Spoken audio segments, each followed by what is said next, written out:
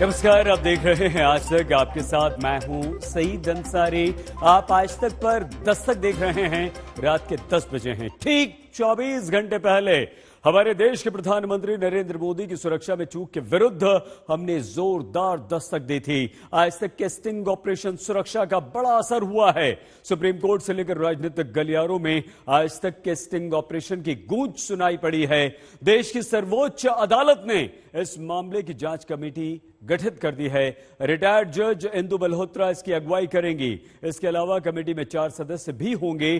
तो सबसे पहले आपकी दस्तक के बड़े असर पर हमारी ये रिपोर्ट देखिए।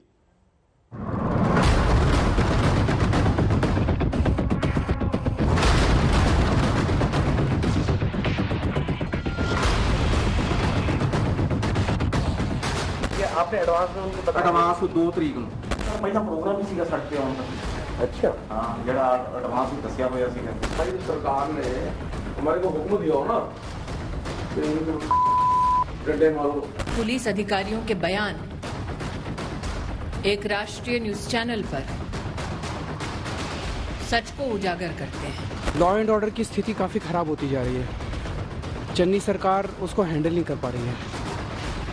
देश में ये राजनीतिक उबाल आज तक के दस्तक कार्यक्रम में दिखाए गए स्टिंग ऑपरेशन सुरक्षा का नतीजा है, जिसमें पीएम की सुरक्षा में हुई सेंध पर सबसे बड़ा खुलासा हुआ।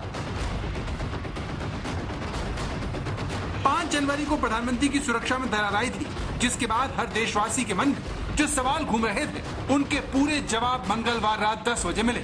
आज तक के स्टिंग ऑपरेशन सुरक्षा के जरिए देश ने पहली बार कैमरे पर उन लोगों को सुना जिनकी गवाही को कोई नकार नहीं सकता। आज तक के स्टिंग ऑपरेशन सुरक्षा को दिखाए जाने के तकरीबन 12 घंटे बाद सुप्रीम कोर्ट ने पीएम की सुरक्षा में हुई चूक की जांच के लिए कमेटी का ऐलान कर सच तक पहुंचने की उम्मीद को और मजबूत किया। 5 जनवरी को आखिर पीएम की सुरक्षा में चूक कैसे हुई, ये जानने के लिए आज तक की स्पेशल इन्वेस्टिगेशन टीम के मोहम्मद हिजबुल्ला और नितिन जैन ग्राउंड जीरो पर पहुंचे। यहाँ हमारी टीम की मुलाकात फिरोजपुर सीआईडी के deputy superintendent of police Sukhdev Singh से हुई। सुखदेव सिंह उसी इलाके के सीआईडी के डीएसपी हैं, जहां पीएम नरेंद्र मोदी की सुरक्षा में चूक हुई। आज तक के खुफिया कैमरे पर डीएसपी सीआईडी ने साफ साफ कहा कि विरोध प्रदर्शन के बारे में इंटेलिजेंस अलर्ट काफी पहले दे दिए गए थे। इसमें क्या लिखा हुआ सर?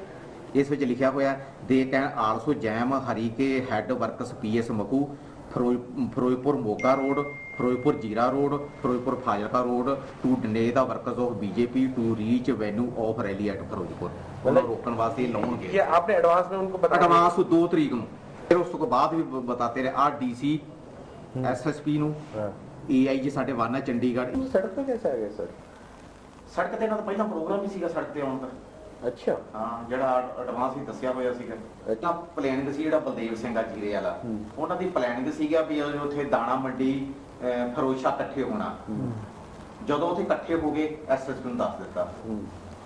ਜਦੋਂ ਉੱਥੇ ਚੱਲ ਪਏ ਐਸਐਸਪੀ ਨੂੰ ਦੱਸ ਦਿੱਤਾ।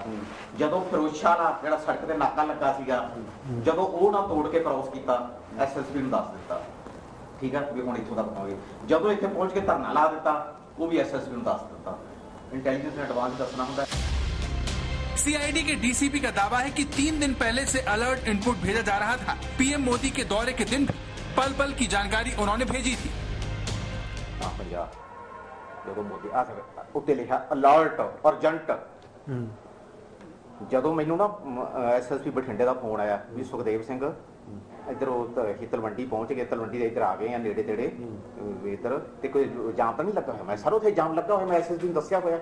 ਉਹ ਮਰ ਗਏ, ਕਹਿੰਦਾ ਭਾਈ ਦਾ ਕਹਿੰਦੇ ਇੱਥੇ ਤਾਂ ਲਾਗੇ ਆ ਗਏ, ਇੱਥੇ ਪ੍ਰਧਾਨ ਮੰਤਰੀ ਲਾਗੇ ਆ ਗਿਆ। ਮੈਂ ਉੱਥੇ ਦਾ ਜਾਮ ਆ ਪਿਆਰਿਆਂ ਨੇ ਉੱਤੇ ਪੁਲ ਤੇ ਆ। ਮੈਂ ਤੁਰੰਤ ਅਲਰਟ ਜਾਰੀ ਕੀਤਾ।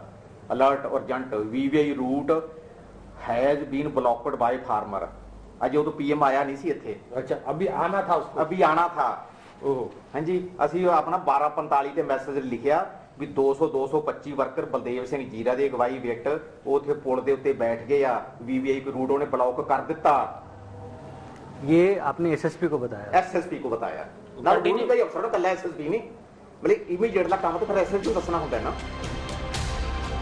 फिरोजपुर सीआईडी के डीएसपी की गवाही सुनने के बाद कहा जा सकता है कि 5 जनवरी को भी पंजाब के आला अफसरों को पीएम के रूट पर क्या कुछ हो रहा है सब कुछ पहले से पता था, फिर भी एक्शन नहीं लिया गया। इस सवाल का जवाब आज तक को खुफिया कैमरे पर इलाके के एसएचओ ने दिया। देखो हमारी जो सरकार ने हमारे को हुक्म दिया हो ना कि इनको डंडे मारो, आंसू गैस छोड़ो, गोलियां मारो, वो तो है नहीं। वो अडामेंट थे, वो बैठ गए। क्या आपने सुना कि कैसे इलाके का एसएचओ बता रहा है कि चुनाव को देखते हुए पीएम का काफिला रोकने वालों पर सख्ती नहीं हुई। अगर वो होता तो हटा लिया जाता। फिर तो डिस्पर्सल हो ही जाता। अगर हमारे को ऐसा थोड़ा सख्ती से जब लोग नहीं ले रहे, इलेक्शन था ना, इलेक्शन में किसी को मारपीट नहीं कर सकता। आज तक के इस स्टिंग ऑपरेशन के बाद पंजाब पुलिस से लेकर चन्नी सरकार कटघरे में आ गई है। मोहर लग गई है और सत्य उद्घाटित हुआ है। हालांकि इस सत्य को छुपाया नहीं जा सकता था। सूरज को बादलों के ओट में कितने दिन तक रोका जा सकता था? यह सत्य सबको जानकारी थी कि पॉलिटिकल वर्कर्स ने सरकार पे और सरकार के आला कमान जो दिल्ली में बैठे हैं उनके इशारे पर पुलिस के माध्यम से इस रैली को विफल करने का षड्यंत्र रचा था। और ये षड्यंत्र वहां से लेकर के प्रधानमंत्री की सुरक्षा और उनकी जान को खतरा पहुंचाने तक पहुंचा था। आज वो षड्यंत्र बेनकाब हुआ है। मुझे लगता है कि बात का बतंगड़ बनाया जा रहा है। सच तो ये है, वो स्वीकार करना चाहिए बीजेपी वालों को कि पंजाब में उनकी रैली फेल हुई है। 70,000 आपने कुर्सियां लगाई, 700 बंदा वहां पहुंचा नहीं, तो प्रधानमंत्री ने एड्रेस कहां करने जाना था? आप एक बहाना बना रहे हो कि जिस तरह से पंजाब के अंदर कांग्रेस सरकार के दौरान लॉ एंड ऑर्डर की स्थिति, बेअदबी के कांड हो रहे हैं, बॉम्ब ब्लास्ट हो रहे हैं, प्रधानमंत्री की सिक्योरिटी का ब्रीच हो रहा है, तो लॉ एंड ऑर्डर की स्थिति काफी खराब होती जा रही है। चन्नी सरकार उसको हैंडल नहीं कर पा रही। प्रधानमंत्री की सुरक्षा में हुई चूक पर आज तक के खुलासे पर बीजेपी अध्यक्ष जेपी नड्डा ने पंजाब सरकार को निशाने पर लेते हुए ट्वीट किया। पंजाब में जिस तरह से एक सुनियोजित षड्यंत्र के तहत प्रधानमंत्री जी की सुरक्षा के साथ खिलवाड़ किया गया, उसमें कांग्रेस की पंजाब सरकार की भूमिका का सच आज पूरे देश ने देख लिया। पंजाब के मुख्यमंत्री चन्नी और कांग्रेस के नेताओं ने इतने संवेदनशील मामले का मजाक बनाया। कांग्रेस के नेताओं को देश से माफी मांगनी चाहिए। आज तक के खुलासे के बाद देश और पंजाब की राजनीति में आगे भी सियासी उठापटक होती रहेगी, लेकिन अब सबकी नजरें सुप्रीम कोर्ट की गठित कमेटी पर है, जिसकी अगुवाई रिटायर्ड जज इंदु मल्होत्रा करेंगी। ये कमेटी न सिर्फ सुरक्षा भंग होने के कारणों की जांच करेगी, बल्कि भविष्य में पीएम की सुरक्षा सुनिश्चित करने के लिए जरूरी सुझाव भी देगी। मोहम्मद हिजबुल्ला और Nitin Jain, special investigation team, आज तक। आज स्वामी विवेकानंद की जयंती है, जिनकी स्मृति के आज के ही दिन राष्ट्रीय युवा दिवस मनाया जाता है। हमारे देश भारत में 1985 से 12 जनवरी को हर वर्ष राष्ट्रीय युवा दिवस मनाया जा रहा है। युवा दिवस मनाने भारत में 37 वर्ष बाद भी जब नौजवान रोजगार पाने के लिए भटकता दिखे और सरकारें अपनी जिम्मेदारियों पर खरी उतरती नजर न आए, तब युवा दिवस के ही दिन देश के बेटे बेटियों के लिए दस्तक देना बहुत जरूरी है। प्राथमिकताओं में सरकार की क्या वो युवा है जिसके नाम पर आज स्वामी विवेकानंद की जयंती के दिन हर नेता दम भरते हैं? स्वामी विवेकानंद की जयंती पर राष्ट्रीय युवा दिवस मनाते भारत के युवा में प्रधानमंत्री नरेंद्र मोदी वो क्षमता बताते हैं, वो सामर्थ्य बताते हैं कि युवा पुरानी पीढ़ियों के बोझ लेकर नहीं चलता, वो उन्हें झटकना चाहता है। प्रधानमंत्री लिखते हैं, यही युवा खुद को समाज की नई चुनौतियों, नई डिमांड के हिसाब से इवॉल्व कर सकता है, नए सृजन कर सकता है। लेकिन चुनावी राज्य उत्तर प्रदेश में यही युवा अचानक आधी रात में थाली पीटते निकलते हैं। बेरोजगारी की चुनौतियों के खिलाफ रोजगार की नई डिमांड के हिसाब से सिस्टम को इवॉल्व करने की मांग को लेकर। अब देखिए, राष्ट्रीय युवा दिवस पर ही स्वामी विवेकानंद की तस्वीर लगाकर ट्वीट करते राहुल गांधी को, जो लिखते हैं मुझे कोई डर नहीं। इसके साथ राहुल ने एक और ट्वीट किया, लिखा, बेरोजगारी एक बहुत गहरा संकट है, इसका समाधान करना पीएम की जिम्मेदारी है। राहुल ने इसमें आगे जोड़ा, कि देश जवाब मांग रहा है, बहाने बनाना बंद करो।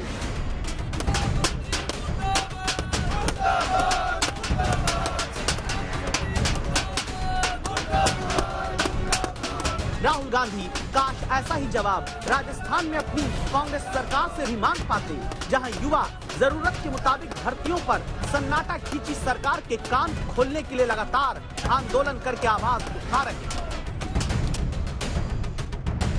मध्य प्रदेश के मुख्यमंत्री शिवराज सिंह चौहान भी स्वामी विवेकानंद की जयंती पर युवाओं को शुभकामना संदेश देते हैं। उसी राज्य के युवा लाइन में BA, MA, BSc, BCA, BTech की डिग्री लिए चपरासी, स्वीपर, माली की नौकरी पाने के लिए लाचार नजर आते हैं। युवाओं को संदेश देते हुए युवा दिवस पर स्वामी विवेकानंद को याद तो पंजाब के मुख्यमंत्री चरणजीत सिंह चन्नी भी करते हैं। लिखते हैं कि स्किल और एबिलिटी पर युवाओं को सक्षम बनाएंगे, लेकिन जब पंजाब का वही युवा मुख्यमंत्री से अपने रोजगार का हिसाब मांगेंगे तो उन्हीं युवाओं का मुंह दबाकर सभा से वापस कर दिया जाएगा।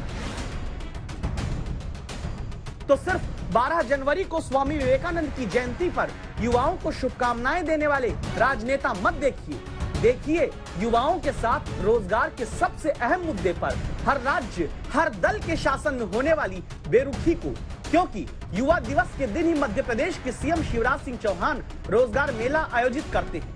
लक्ष्य है हर महीने एक दिन ऐसे रोजगार मेले लगाकर प्रदेश में 1 लाख लोगों को हर महीने रोजगार दिलाने में मदद करना। मूल रूप से रोजगार के लिए सरकारी कर्ज दिया जाएगा। आज स्वामी विवेकानंद जी की जयंती है और स्वामी विवेकानंद जी योद्धा सन्यासी, जिन्होंने भारतीय संस्कृति की गौरव गाथा की विजय पताका पूरे विश्व में लहराई थी। उनके विचार हमें प्रेरणा से भर देते हैं। तो उन्हीं स्वामी विवेकानंद के विचारों से प्रेरित युवा लगातार पिछले दिनों मध्य प्रदेश में हाथों में हजारों लाखों रुपए खर्च करके हासिल हुई डिग्री लेकर अलग अलग जिलों में चपरासी, स्वीपर, माली, ड्राइवर की नौकरी हासिल करने को लाचार दिखते हैं। मैं बीए से ग्रेजुएशन हूँ और मैंने जलवाहा की पोस्ट के लिए डाला था। मेरा ग्रेजुएशन कंप्लीट है और मैं भ्रत चौकीदार प्यून के पद के लिए मैं आया था। मेरा एजुकेशन है बीएससी रनिंग चल रहा है और मैं चपरासी के पद के लिए आया हूँ। मेरा बीए कंप्लीट है, बीएससी कंप्लीट है, स्टेनोग्राफी कंप्लीट है, एमबीए रनिंग चल रहा है और मैं एक चपरासी के पद के लिए यहाँ इंटरव्यू देने आया हूँ। फिर मध्य प्रदेश में एक नौकरी के लिए अपनी डिग्री से कहीं कम योग्यता वाले पद पाने को किस्मत आजमाते इन युवाओं की लाइन की लंबाई की चिंता क्यों नहीं होती? सरकार की प्राथमिकता में 108 फीट की ऊंचाई वाली शंकराचार्य की मूर्ति है, जिसे ओंकारेश्वर में बनाने की योजना है। सरकार 2000 करोड़ रुपए खर्च करेगी। मध्य प्रदेश सरकार इस पूरे प्रोजेक्ट को धार्मिक पर्यटन के मकसद से देखती है। परम पूज्य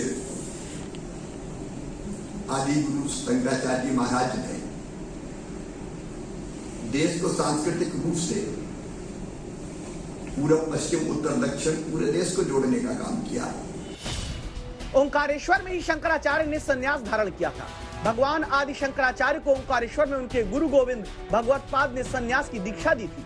ओंकारेश्वर में ही आदि शंकराचार्य शंकर से शंकर भगवत्पाद कहलाए थे। लेकिन सवाल अब ये भी है, जो मध्य प्रदेश पहले से 2,53,000 करोड़ के कर्ज में डूबा है, वहां 2000 करोड़ रुपए की मूर्ति का प्रोजेक्ट क्या वाकई जनता के हित में है? कोई भी सरकार हो, किसी भी प्रदेश की सरकार हो, सरकार को कर्जा लेना पड़ता है। आवश्यकता अनुसार ये सब लेना पड़ता है और वो नियम प्रक्रिया से लेना पड़ता है। ये संवैधानिक व्यवस्था भी है, इसलिए मुझे नहीं लगता कि कोई नई बात है। मध्य प्रदेश कर्जे में है, यहाँ का आम नागरिक कर्जे में है और ऊपर से इस तरह की घोषणाएं करना, भाई प्राथमिकता क्या है? सरकार को पहले ये तय करना चाहिए। प्राथमिकता लोगों को रोजगार देने की है, प्राथमिकता जो महंगाई बढ़ी हुई है उसको कम करने की है। मध्य प्रदेश सरकार पर करीब 2.5 लाख करोड़ रुपए का कर्जा है। इस बीच इस बड़े प्रोजेक्ट के जरिए शिवराज सरकार ओंकारेश्वर को विश्व मानचित्र पर धार्मिक पर्यटन केंद्र के रूप में विकसित करना चाह रही है। लेकिन इसी पर कांग्रेस ने सवाल खड़े किए हैं और सरकार से उसकी प्राथमिकताएं पूछ ली है। पूछा है कि सरकार के लिए जरूरी क्या है। मध्य प्रदेश में लाखों बेरोजगारों को नौकरी देना, बेमौसम बारिश से परेशान हुए किसानों को वक्त पर मुआवजा देकर उनके जख्मों पर मरहम लगाना, या फिर 2000 करोड़ रुपए की लागत से इस बड़े प्रोजेक्ट को पूरा करना। गरीबी और पिछड़ापन कम करने के लिए बिहार से झारखंड को अलग किया गया, लेकिन जुदा होने के इतने वर्षों बाद भी दोनों राज्यों की तस्वीर नहीं बदली। झारखंड को centre for monitoring Indian economy ने बेरोजगारी के मामले में हरियाणा और राजस्थान के बाद तीसरे नंबर पर रखा है, तो बिहार को चौथे नंबर पर। झारखंड में बेरोजगारी दर 17.3% है, तो बिहार में 16%।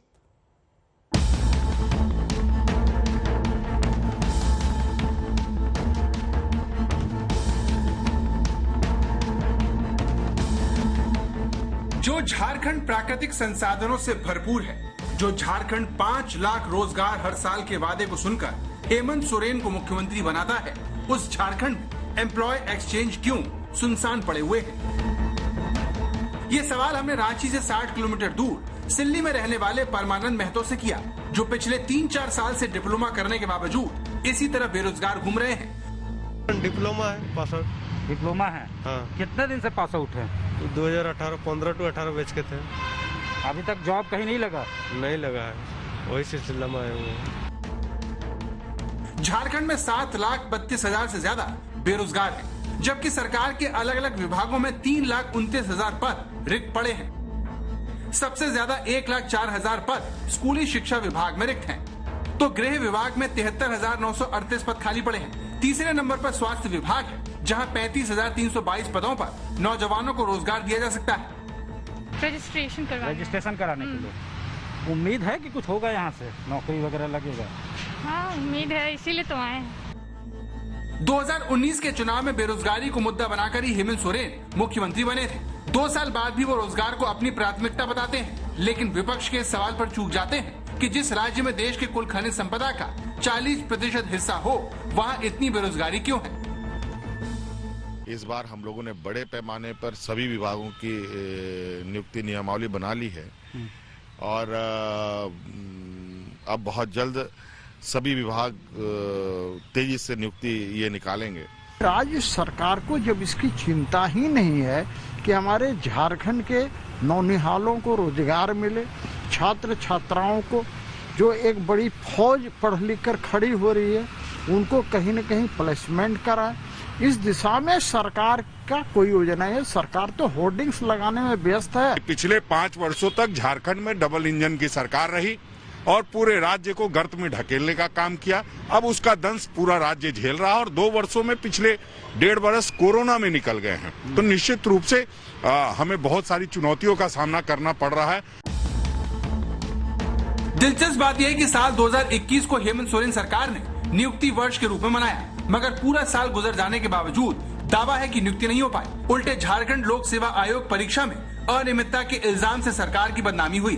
परीक्षा रद्द करने को लेकर बीजेपी और प्रदर्शनकारी छात्रों से सरकार की भिड़ंत भी हुई। इस सारे विवाद से उन लोगों की नियुक्ति पर भी अड़ंगा फंस गया जिन्होंने इम्तिहान को पास कर लिया। ऐसे ही एक नाराज बेरोजगार देवेंद्र ने जेपीएससी का अंतिम संस्कार कर अपने सिर को ही मुड़वा लिया।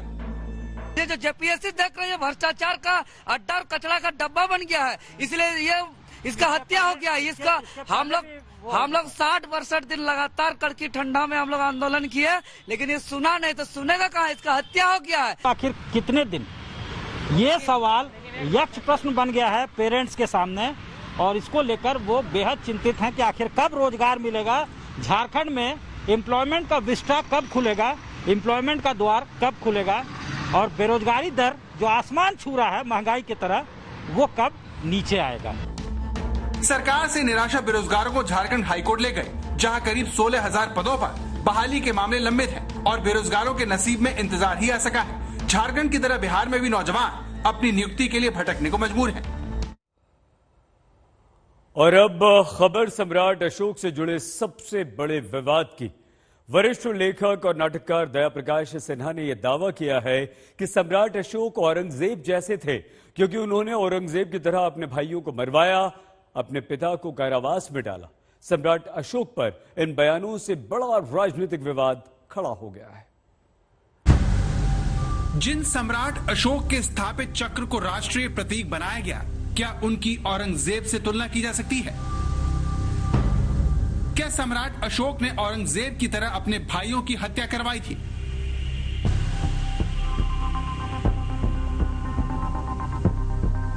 अखंड भारत के निर्माता माने जाने वाले सम्राट अशोक पर इन सवालों की वजह पद्मश्री से सम्मानित दया प्रकाश सिन्हा है।